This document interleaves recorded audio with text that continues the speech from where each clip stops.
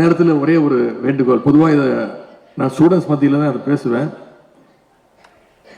இங்கே நான் விளையாட்டுத்துறை அமைச்சராக இங்கே உங்களிடத்தில் ஒரு வேண்டுகோள் வைக்க விரும்புகின்றேன். நிறைய ஆசிரியர் பெருமக்கள் வந்திருக்கிறீங்க. குறிப்பா சொல்லணும்னா மேக்ஸ் சயின்ஸ் டீச்சர்ஸ் நிறைய பேர் வந்திருக்கிறீங்க. தயவு செஞ்சு இந்த பிடி பீரியடை கடன் வாங்கி மேத்ஸ் சயின்ஸ் பாடத்தை நடத்தாதீங்க.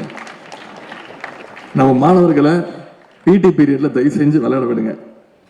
இன்றைக்கு உங்களுடைய பள்ளிக்கல்வித்துறை அமைச்சர் அவரே பள்ளிக்கல்வித்துறை அமைச்சராக இருந்தாலும் இங்க சொன்னது போல அவர் விரைவில் முனைவர் பட்டம் வாங்க போறார்.